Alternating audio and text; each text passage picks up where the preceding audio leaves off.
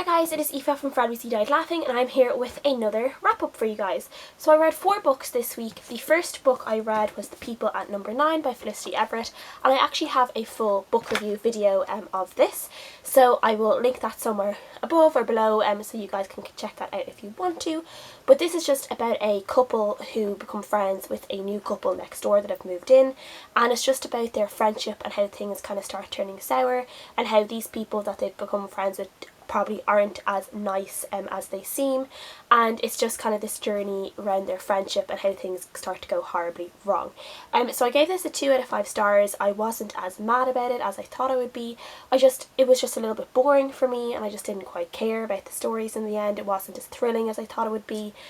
So I was a little bit disappointed in it, but I do have a full book review, as I've said, that I go more into my thoughts about this book if you want to read that. So yeah. The next book I read was The Dark Circle by Linda Grant. I got this from the library, but I have brought it back, so I will just have a picture on the screen of the book. This was one of the books that was longlisted for the Bailey's Prize for Women's Fiction this year, and this is about a pair of twins who are sent to a sanatorium in Kent. It's in around the very late 1940s to the early 1950s, because they have been diagnosed with TB. So they go to this sanatorium and meet all these other people that are there because of TB, and it's just about all the different characters that are in this sanatorium and how they're all just kind of waiting around for this cure that might never come. They're having to go through all these weird treatments, and I really enjoyed this book. This was actually one of the books that I had put down from the long list that I wanted to read, but it wasn't one of the main ones I wanted to read, but it just happened to be in the library, so I picked it up. But this one ended up really surprising me, and I just really enjoyed being sucked into this really lovely kind of historical Britain but it's not like that far in the past. Like my people in my family, my grand's mother would have died from TB. She had a sibling that died from TB, so like just even here in Ireland, like we would have been very highly affected by TB. So just to see the way it was treated and how the patients are treated and the different methods that were used were really interesting to me. Like there was one point where they collapsed one person's lung to try and cure it, and they just seemed crazy. Like it's just some of the methods that were used were just insane. And like they were put outside all the time for fresh air. They were like sleeping and having to stay in their bed 24/7 all day every day, and it's just, I don't know, I just really enjoyed learning all about that and how insane some of the methods of treatment were. But all the characters in this are just so lively and fun, and you can see them, like some of them start to get a little bit broken by the relentlessness of their treatment and the fact that they don't seem to have any kind of departure date, that it seems like they're going to be there forever. But then a new character will come in and kind of brighten everyone up again and give people hope and life and feeling, and I just loved that. I just loved learning about all of them. I gave this a 4 out of 5 stars. I thought there was a bit at the end that dragged on a little bit too much for me. I think we could have had a few chapters less maybe than what we did have. So by that stage I was ready for the book to be finished, and there was just more and more. So that just did annoy me a little bit, but overall I really enjoyed this book and I gave it a 4 out of 5 stars. The next book I read was The Hate You Give by Angie Thomas. I went to a Q&A and book signing for this book on Wednesday, and I really enjoyed that. My book signed, as you can see there. Angie Thomas, just amazing. I absolutely loved hearing everything she had to say about this book and about her writing and just all of that. I really loved it. And this is one that I have just been hearing so much about, so I was a little bit nervous to pick it up, but after hearing Angie Thomas talk about the book, I had to pick it up straight away. And I'm so glad I did, because I loved this book so much. I gave it a 5 out of 5 stars, which probably isn't very surprising, because so many people have been giving this 5 out of 5 stars. And at first when I was reading it I thought maybe it would be a 4 out of 5 stars, but then by the time I got to the end I had to give it a 5, because it is just so important and impactful and emotional, and there's just parts of it that I didn't think I would get emotional about, and I did.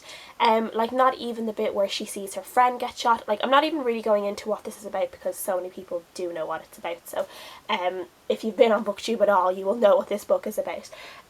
But even that, that didn't really wasn't as emotional for me as I thought it would be. But then there are parts where Star, the main character, and her brothers see the way their father is treated by the police, even though he hasn't done anything wrong, and how they treat him in front of his children.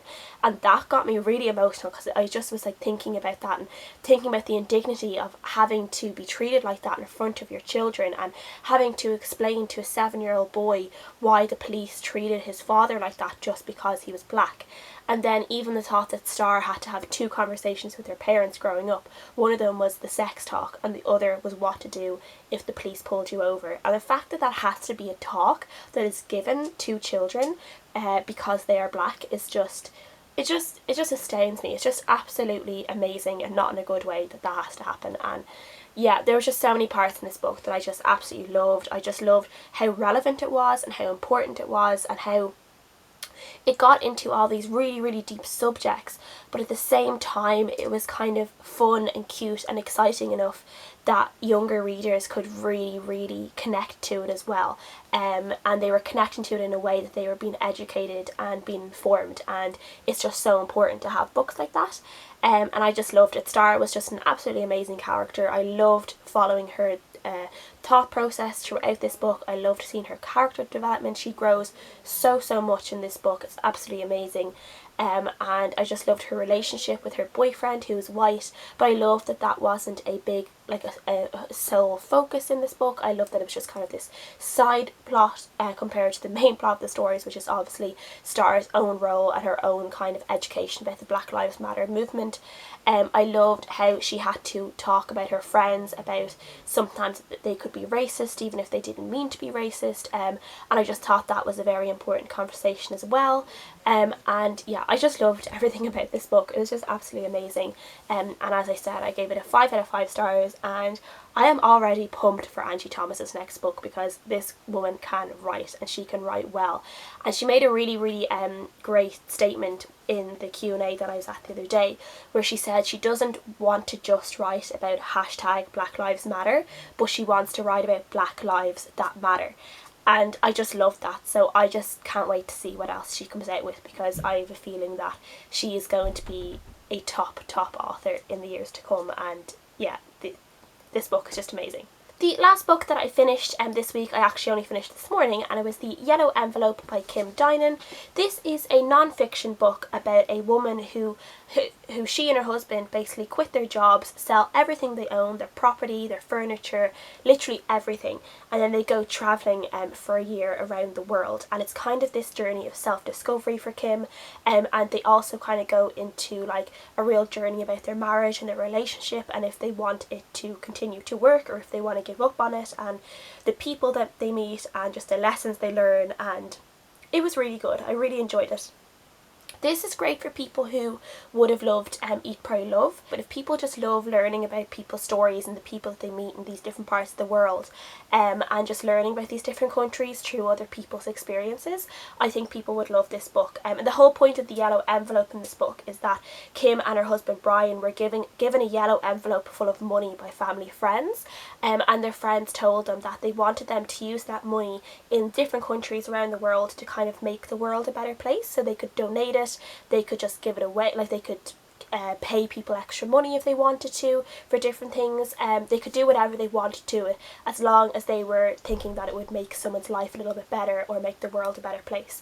So they're learning, like they're meeting a lot of people around the world, and they're getting themselves into some situations where they're thinking, ooh, maybe we could give these people some yellow envelope money, or even like donate it to maybe a local charity or something like that, or a local school. And you're learning about all the different ways they spent that money as well. And overall this was really, really enjoyable. I did really love it. I loved how kind of story-like it was. It didn't seem like very preachy or anything. It wasn't boring the way some non-fiction stories can be. It flowed really, really well, and in a really story-like way. Similar in the way Eat, Pray, Love is, which is kind of the only other similar book that I've read that I can compare it to.